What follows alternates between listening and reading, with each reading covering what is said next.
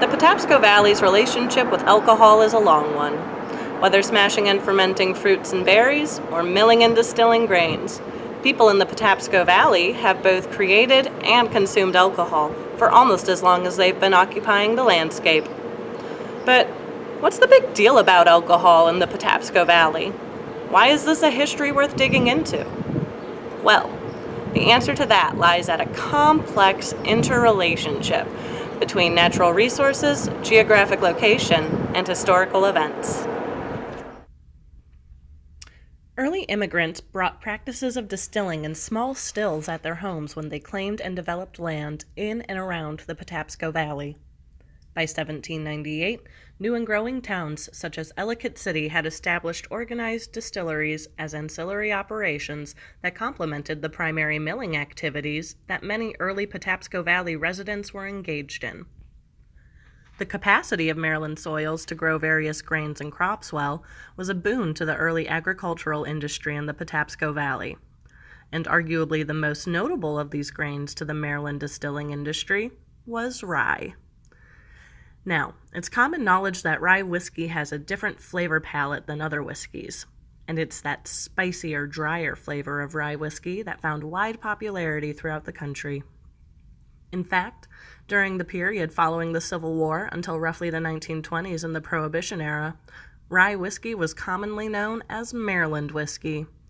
In fact, in his History of Baltimore City and County, Thomas Scharf stated that the rye whiskeys of Baltimore have for years been appreciated all over the country, and many of their brands are so well known as to be preferred beyond all others. But how did this product come to be so popular with the rest of the country? This is where geographic location, temporal happenstance, and natural resources come into play in significant ways. As a border state during the Civil War, soldiers from both the North and the South were exposed to Maryland rye whiskey in a variety of ways, ranging from whiskey being prescribed as a medical treatment, an ingredient in many patent medicines, and enjoying a drink in their time off. Soldiers would have had a hard time not being introduced to Maryland rye. And as these soldiers returned home following the end of the war in the 1860s, they brought their acquired taste for Maryland rye home with them. The presence of railroads and waterways, such as the Patapsco River, served as unique features for the continued growth and expansion of the Maryland rye market.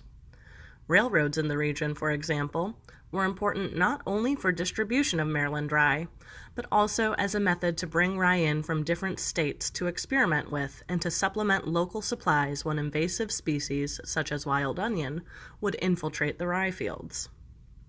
Waterways, such as the Patapsco River, were also utilized in a number of ways by Maryland rye manufacturers. Like railroads, rivers were a key part of distributing the whiskey, but they were also a part of popular advertising gimmicks used by distillers globally.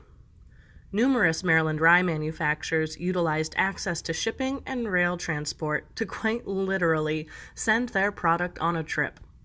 Barrels of whiskey would be sent round trip to places such as Cuba or around Cape Horn in Chile, all just to be sent back to Maryland for bottling.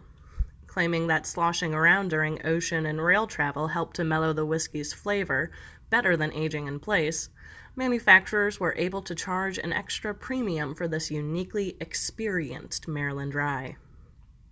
With access to great natural resources, numerous shipping and distribution methods, and a geographically broad base of customers who had grown to prefer Maryland rye, the liquor reached its peak in popularity around the turn of the 20th century. Growing anti-alcohol sentiment and the increasing social and political influence of the temperance movement began to impact sales and legality of Maryland rye production. But that's a complex and interesting story for another short.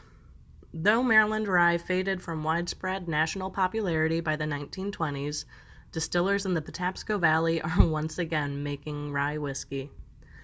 Thanks for joining us today, and the next time you enjoy a rye old-fashioned, be sure to raise your glass to the bit of Maryland history you have in your hand.